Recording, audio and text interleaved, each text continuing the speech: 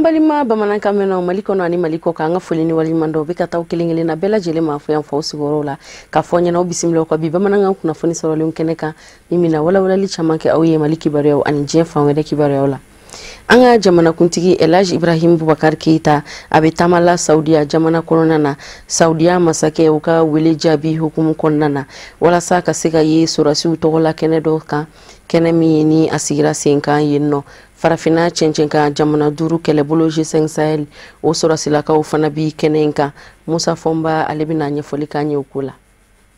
Mali jamana nyama Elaj Ibrahim Bubakar Keita betamana ka nyashin Saudia jamana moka sabuke Saudia masake keme ka wele bla amo surasi uka nyaje kene bado sigira singa ukomi mako bouclier du Golfe 1 agara Saudia dugula dugumini uka mako Dazran ni damani nche kilometri keme fula deyi jamana nyama Elaj Ibrahim Bubakar Keita ani maminu meta maina surasi ya nyama chena kulubali ministre mi nyashine do badoko ni dina ko macherno Amadou Umar Asajalo kafara Mali la sigide ka Saudia jamana kono Zeyne Mulai Haidara ani Mali surasiya nyamaba General Mbemba Musa Keita surasiya nyana je banyizigira singalere flade kono surasiu ye fabela jeleke sinoi lakana tikilamo fene bole kundo fabela jelela ka lakana juru seba koro bunya farafina cheche kana jamana duru minumbi ni oyeje sengesa el jamana nyama uye ka fara Mali jamana nyama Elaj Ibrahim Bubakar Keita ka Burkina jamana nyama Rockmar Christian Kabore Niger jamana nyama Mahamadou Isufu Idriss Déby Itno Kabo Chada ani Mauritanie jamana nyama Mohamed Ould Abdallah Aziz Ulubek Mekenenga Misra jamana nyama ni oye General Abdel Fattah al-Sisi alefena kumbe Saudia jamana na tiri jamana ubela jeleke meka be akaka fo bibina akaka wulika jode kake kabamanjia wale kele bamanjia wale mingeme bela jele kungangoye bi obamanji nunu minu nyoye maude do minu nganga kele ka sabuke uka hakilina kolo de do dangania te ubulo akele kelila ko mene bise ka kefe mi mo abeka fisa ni silama ya dine ko kuma ere ko ninye o kuma na jamana nyama nunu bela jele bembe akaka fo maude do minu nganga kele bawo ukatabulo nye kundango daye o kuma na ubikele chuo me fo jamana usurasi ya ude ka labe jamana nyama akaka oluka minaunde nyine ko bla uka jamana usurasi ya ka bolo ka kazeka jugu nunu ngele yesengesa ele a jamana nyama oluka yekene inga abeje nyonya de korodo a jamana duru ni Saudia jamana ni nyonje surasi ya nasira uka barasabo kadaka ala barakala seba be Saudia jamana yebi yesengesa ele jamana nyama ane uka jamana deun lakana balia bu uka jamana ukono jiya dongodo ubeka bamaji wale ukele jamana duru nunu ngono surasi ube wulika jola fa bela jelela a jamana duru kono okumana ukaye Saudia jamana kono surasi uka ni nyaje ba ingeneka abin ni kura defie a jamana duru ni Saudia ni nyonje jela surasi ya binakuka yani surasi uka nyaje ba inga damene masake ni oyerwa Salman Ben Abdullah Aziz Al Saudi ani jamana nyama Elaj Ibrahim Bubakar Keita ye kuma nyonya dauke mi ma jeda halibi kafo je nyonya koroba mi me Saudia jamana ni Mali ni nyonje ni mi mafara akafe mabo ala surasi ya krefe Saudia jamana ni Mali ukeme kuteke de nyomo seko ni dongo bise yirwanga jamana kono ani kalangu surasi uka nyaje ba ingunjele masake asorola katile la fana kerengerende do labe akaduna mbawyi Dolanti kupu mimeda wasade Mamadou Jara Subafe otaku flana final tana ka ben sibiri temenema fana ka ufe no uka o dolanti o senfe dolanti sebagaya sorola FC bala kamara mugo de fe olude sebagaya soro mugo bachama oboraka kene la soro ngaje ango nyamada ni kupu mi na dara honorable Mahamadou Jara Subafe ni ya takaw flana fana kaw fe akera wakati kerenkerani fana demsenu bulu sabula bela jeli ya bla ni soja ani klon minen kono ay ñoo sura bal n'entraîne demsenu équipe flale tuma ñona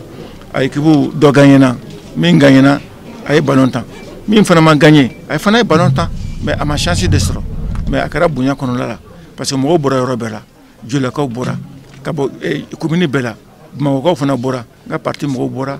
mun na tanga parti la onu nana de memba nana ministre nana donc awre journaliste a chara vraiment ga fuli bawi anana laje atako mi fendirawma ba anana mi jura ka be somo samabo parce que fenchama be fora ni be bumako mais ni nana keneka je crois que abenga ata amasi ku jabi bon ni mi nana domina o jabi be soro do ayra jabi chama soro bi kuna funna fana ni fana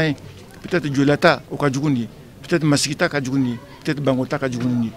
Donc ni na 2 minutes Jola commune mingonola ira na doka fo bemba kon breba on fait. Donc comme na ka chuko mo akilna tekeni. Donc bi barondani jara jama bora akara fana ka sakoy akara besakoi.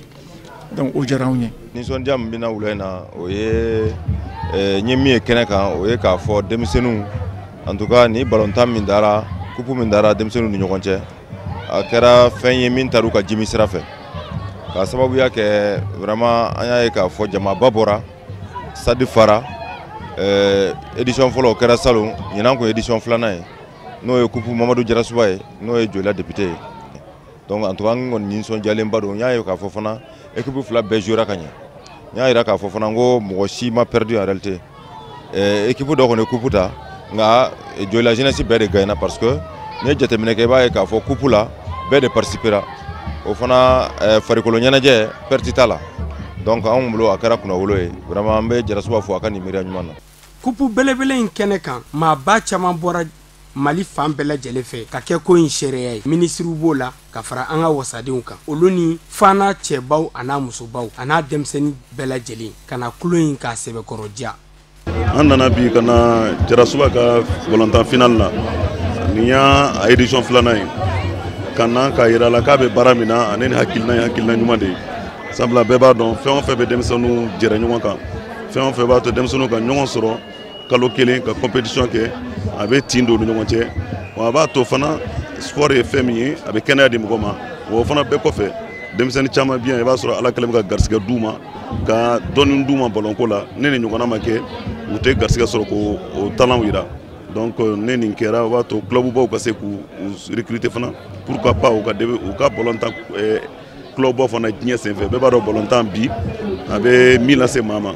donc o de la n ko ministre en tant que ministre de la jeunesse an bɛ honorable fo a ka na hakilina ɲuman na an b'a ɲini ala fɛ 3e édition fana an ka sɔrɔ yan nɔ ka nin kɛ. ne ye invitation sɔrɔ ko honorable Jarasuba ka coupe bɛ yen nɔ bi bon n ka camarade politique don an ka vision ye vision kelen an ka objectif ye objectif kelen donc jamakulu jɛlen de bɛ bi fɔ an n'a ka jɛ ka nin coupe in kɛ o b'a yira k'a fɔ an bɛɛ hakilinata ye kelen ye an bolo bɛ ɲɔgɔn bolo fo ka taa fɔ an y'an ka objectif atteindre don min. finali belebele in équipe minnu jɔyɔrɔ bonyana a ko kɔnɔ n'o ye FC Bala Kamara ani Stade Malien de Fana ani min kɛra jɔyɔrɔ sabanan ye u bɛɛ lajɛlen ye donbolo sɔrɔ ani équipement caman min dir'u ma fi sabidilayi honorable Mahamadu Jarasuba fɛ ka an bɛn k'o bolo dara ni ala sɔnna ma tako sabanan hukumu kɔnɔna na. o kɛnɛ kelen kan fana dolanti kɛnɛba kɔnɔna na wasaden Mamadu Jarasuba a ye dantigɛli wɛrɛ kɛ ka sanga ni minisiri ɲɛma Sumailu Bube Mayiga ale ka tile 100 sɔrɔli ye minisiri ɲɛmaya la Amadu Kamara ani Ibrahim Kulibali a kɛra olu de ka ɲiningali galamani na an ka jɛ an ko ɲamada. donc ni activité fila bɛ bannen yanni k'an fara ɲɔgɔn na donc premier ministre ye tile 100 kɛ fanga na a tile 100 nin kɔnɔna la ne ye min yala ne Jarasuba ye min yala a ye baara ɲuman kɛ a taabolo nin ka ɲi fɔlɔ n'a ma yɛlɛma dɛ a taabolo nin ka ɲi fɔlɔ parce que a b'a hakilina sigi mɔgɔw lakanali la a b'a hakilina sigi mɔgɔw ka bolofɛn lakanali la a b'a hakilina sigi élection min bɛɛ kɛra est ce que a bɛɛ kɛra a bɛ se ka kɛ ka ɲɛ wa a b'a hakilina sigi o la parce que ani ministre bɛ ɲɔgɔn ye taabolo minnu bɛ yen foyi ma diɲɛ a la fɔlɔ donc an bɛ ala deli la pour que kow ka sigi sen kan donc an bɛ min dubawu de kɛ premier ministre ye a ye baara daminɛ ni min ye a k'a kun cɛ parce que a bɛ ka baara kɛ a fana bɛ ka taa bɔ mɔgɔw la a bɔra Gawo a bɔra Mopti a bɔra Tesalit donc o bɔra Gawo Tɔnbukutu o ye baara ɲumanbaw de ye donc tile fila nin a tɛna mɛn fana kalo kura la ni président ka mission banna a bɛ sɔn ka taa Sikaso a bɛna Kulukoro mara fana daminɛ donc an b'a ala deli la ala ka sini kɛnɛya d'a ma donc a ye baara min kɛ nin ye donc a ye dɔ kɛ fɛn nin na bɛɛ ka yeta tɛ kelen ye minnu fana ko a ma fɛn kɛ o b'u ka rôle la olu fana tɛ se k'anw ka kɛta ɲuman fɔ koyi anw de b'an ka kɛta ɲuman fɔ an yɛrɛ ye donc n'o ye opposition ye an ka n'o jalaki dɛ u b'u ka rôle de jouer la parce que n'olu ma dusu don anw kɔnɔ anw fana tɛ muru anw tɛ taa k'olu dɛ f'olu ka dusu don anw kɔnɔ de k'a fɔ an tɛ baara la f'olu ka dusu don anw kɔnɔ de k'a fɔ an bɛ min na nin ye a man ɲi o de b'a to anw bɛ dɔ fara an taabolo kan donc o yɔrɔnin filɛ nin ye bɛɛ k'i bɛ i ka rôle la mais Mali min y'an bɛɛ jɛ ye an ka ala deli la yanni élection cɛ tile 100 ni tile 5 ala ka ɲuman se an ye ala ka ɲuman se an ye ala ka kɛcogo ɲuman ala ka jamana suma a ka to bɛn nin ka salam.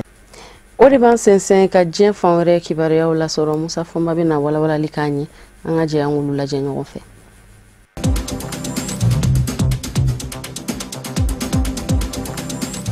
Senegal jamana kono Senegal faba Dakar sigida nyama ya so mimi wele ko commune de Mermoz Sacré-Cœur o sigida nyama maire Barthélémy Dias ka kiru sigira senga ka jira ka fo kalo woro ka su ka buke ka sabuke kwa ye ngwara da jamana kiri tigela dola ukama ko outrage à magistrat o temene ko feka e wele da ka nyeshin kan bo mo ko lu ka fara nyonga yoro dola ukama ko appel à un attroupement nimbela jele koro de ye sharia la ko ka kiri bali aka ka bara uke ko nyere kera ka beni Senegal faba Dakar maire Khalifa Sall ka kiru de jatige toyi o minga kiru jatigera ka jira ka fo sanduru ka so ka buke marsigalot le bisaba temene ka sabuke ko faso nafolo ka yo dun Senegal faba maire yala Barthélémy Dias minga kiri tigale ye ninye Khalifa Sall masurna ma kunyoyi o de ka kiri de jatige to ayeni wale nunu ngeni aminembe o fene mobi jamana to kala mami kiri blo kono ni ukama ko procureur o kunya jira ka fo ni ya ta e ko ni nzagula sambla ka so de ka daku nga kiri nyama ni o ye juge ya kama keita yo ya jira ka fo kalo woro bi daku yana ka kiri ka jatige uyu dado akaja akila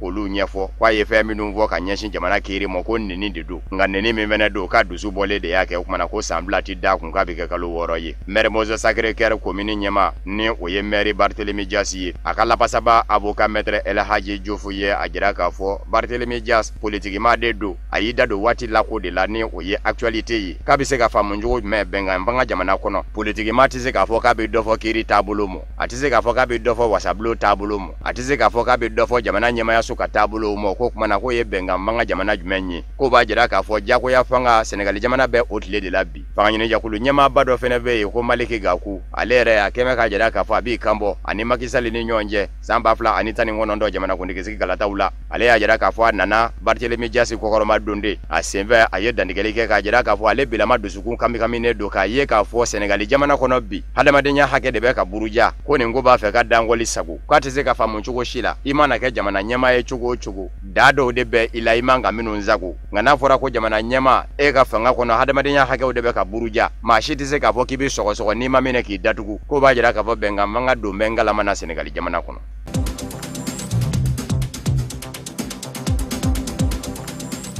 Nigeria mbo wotigini kemefla anebi wolumfla ni kwa minu minena asanani de ye ninye usoma ukona gwanedo dengura me nambe bongo yola ni oyegilikande oyede kuna funu beka nane aye ko mbo wotigini to berete bulula bli kwa do fa misongake kuna fone dilado be ko Ahmada Salkida ale ya yeraka fo domina jamana nyemo ye hakilina takafo ubi kuma chugo nyini boko haramba majija kulu manyemo fe ukase ka bekado ukaka mbo wotigini minenu mbla ko se ale re kume otamana ale kunye kuna fone dilay jamana nyemo nofe kwa litara bo fe minga oye domina surasi abe ka boko haramu susu daga yorola mbogotiki njama minungumbe keme anitani law ko chama mvara ula Nigeria surasi ufe nga surasi uko ni madaba kama kufa ukunyu klacho wonyende nu tora susulina mamena nikora fo nzira jamana nyemo mo umanga londigia umafene chinya tigia uko ni ngoko kuna fonite ulubulu ama uladoni yaka bo samba fla anitani woro utikalula boko haramu kunye jado utambo gotiki nunja mabiduru nyana ko bla kuna foni sorosara kula usafe mingono boko haramu manye datugule dobe ka kuma ka jira ka fo Nigeria surasi uye susuli minge sani duguje kuye mbogotiki ni chama defa asimbe bibi na mbogotiki uko ni nzomo uko ni ngeme ka fabeke sino Nigeria jamana kono eleni ubafe dajo lenga do olu de ngangula shibok yere mara asigida shia nyema dobe ko Ayuba Alamson na shibok oko mekalola samba fla anitani wolomvla mbogotiki ni mbishege anifla umino lablara alesara ka mbogotiki ni nunundo usoro ku dasumuzumu minzembe olu ya yira alela ka fo surasi ukedo ka susulike sani duguje ko olu tonyo chama nitura Nigeria jamana lakana sera fla fene be minungu na funu venebe kanane aye ka fo mbogotiki ni njama mvara Nigeria surasi ukedo ka susulike uniboko haramba manjeja kuluche ka mbogotiki ukla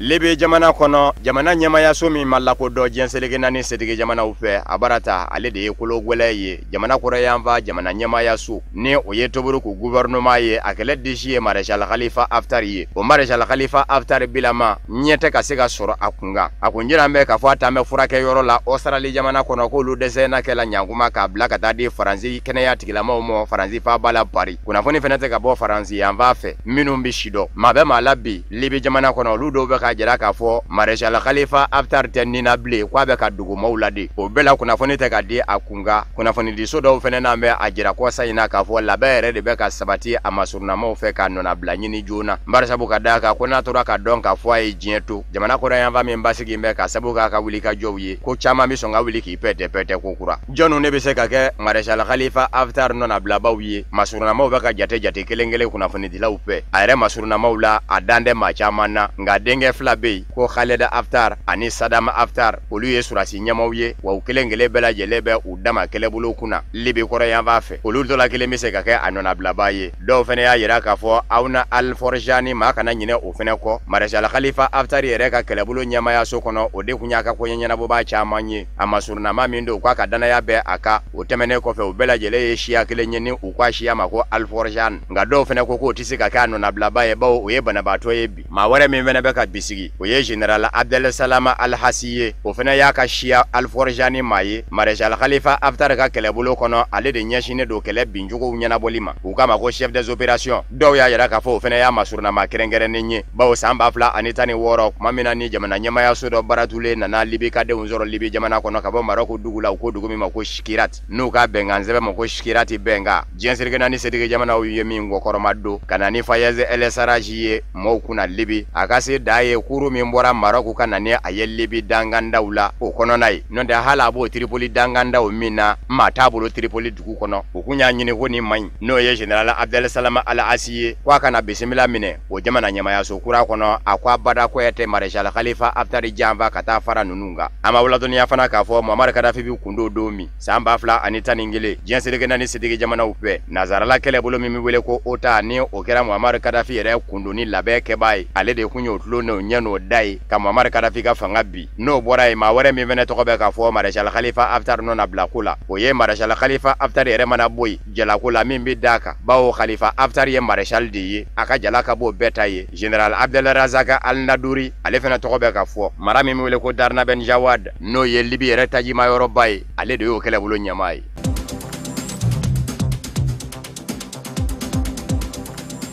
Burundi jamana kɔnɔ ani furubakalata tɔ ye kalo kelen de ye kalo tile 17 de jamanadenw bɛ t'u dɔngɔ ta dalakan fila la awɔ wali kelen ayi. Furubakalata in mana to ka kɛ ko ayi ye sebaya ta bɛɛ jamana ɲɛmaa Pierre Nkurunziza a bɛ to fanga na fɔ san 2034. Kalata labɛnni jɛkulu commission électorale nationale indépendante CENI ale kɛn bɛ ka jira k'a fɔ kalata minan girimanw minnu kan ka se marabolow la k'olu caman sen bɛ o tɛ kɛ sɛbɛnw ni o ye carte d'électeur ye k'olu labɛnw de bɛ senna bi. Fanga sinamatɔw kɔni kɛn bɛ ka jira k'a fɔ u ti jɛn ni a ye ko bawo ko ni yɛlɛma donna jamana sariya sunba labɛn ni furubakalata in dɛmɛni ye k'a bɛna kɛ sababu ye ka Tanzanie duguba Arusha bɛnka de sudo o Arusha bɛnka min kɛra sababu ye ka sandansiya wolomakɛlɛ ba burundikadenw yɛrɛ dama ni ɲɔgɔn cɛ k'a man kan ko o Arusha bɛnka in ka tunu nka fanga sinamatɔw sen tɛ bɛɛ kan kelen kan bawo minnu siranna Pierre Nkurunziza ka bonɛ ɲɛ ka taa bisimila minɛ jamana wɛrɛw la olu kɛn bɛ ka wele da ka ɲɛsin kanubɔw ma Burundi jamana kɔnɔ ko maa si kana bɔ k'i sen don furubakalata in na nka fanga sinamatɔw minnu dora jamana kɔnɔ ni Pierre Nkurunziza ka baasi ma se olu mɔ olu kɛn bɛ k'a jira k'a fɔ u ti to so nka u bɛ bɔ ka kala ta k'a fɔ ko u tɛ jɛ ni a ye ka a yi ta min bɛ se k'a to ko in bɛ dɛsɛ ka tɛmɛ dɔw y'a jira k'a fɔ a n'a kɛ ɲankuma olu fɛnɛ ni Pierre Nkurunziza kɛnɛ kɛ ka ɲɔgɔn faamu cogoya dɔw la maaw tɛ minnu kalama n'o tɛ ko ni kalata kɔni tora ka kɛ bɛɛ Pierre Nkurunziza ni maa o maa ni ɲɔgɔn cɛ Burundi jamana kɔnɔ kɔni ko koba tɛ filɛ yabi kɔrɔ Pierre Nkurunziza ko maa tɛ se k'a ɲɛkɔrɔ dɔ ta bi kalata sɛbɛnba yɛrɛ ka maaw kun bɛ ka diyagoya de i b'i tɔgɔ sɛbɛn ka taa kalata furuba kalata la minnu ma sɔn olu minɛna k'u ba dɛbɛ dasi dɔw minɛna k'u datugu kɛnyɛrɛ dɛmɛnikɛ jɛkulu minnu ɲɛsin bɛ hadamadenya hakɛw ma olu dɔw y'a yira k'a fɔ dɔw ni tura yɛrɛ.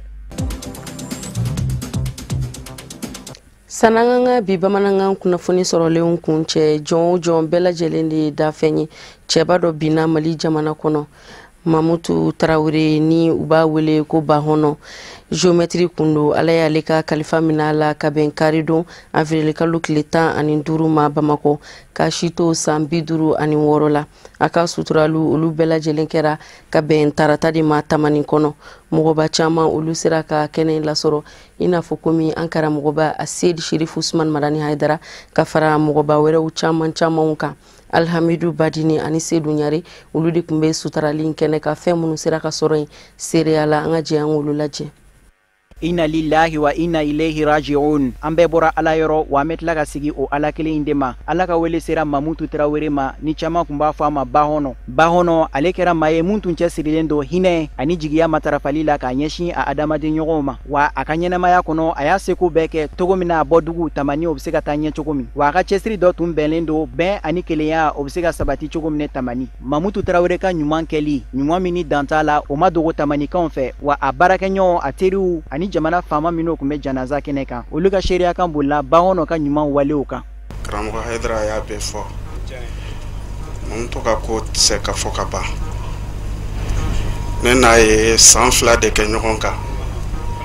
mmo mindo abe nyuma ke hala tafa ka do kai makabido ko kake to ngambe do ke aye nyuma minke la ka fala e ala janala la ka darosma la ka fra jonk na do fora shi min ala ka di akoma la ka barka da akoma la ka barka da ga duguma haketo bala sali ala an wulila ka siyanno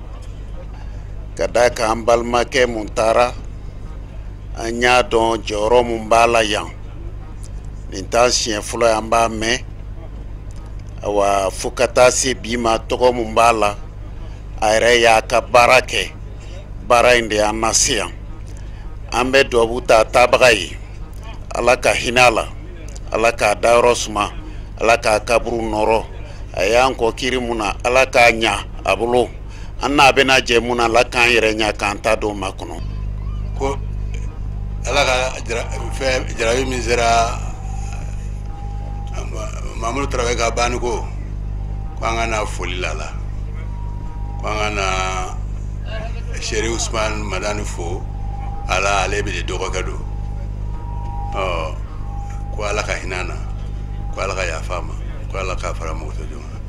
ala ka kaburu noro ala ka yesu amaye Silamaya demeto ansaru jekulu manyema a Seyd Cherif Ousmane Madani Aidara ya ka dusuma kasara jira ansaru tonde umbela jelin tokola aka korofola aya jira ka foko bahono kunte ansaru tonde nga aye nyuma ya chamanta ka Silamaya demeto ansaru segere kadaka wulika joka Silamaya dine demeli koson adamadon jigitugu ani Silamaya demeto ansaru demeli koson wale nyuma don koson ansa jamakuli angania kaka drapeau ke ka bahono fure birinae Mamutu Traoré nabu fama baono ala yaka miniji dogo yaka sito sambi durun worola wa adayoro bena tamani kaburu doma Mamutu Traoré tarida kamuso flatwa kofe demso duru ani denche duru ka da sheria kan kurane kala ani duwa chamankera ni janaza inkene kan ka ke hineyini ala yoro ka nyeshin baono ma ame duwa ke ala ka sarake arjine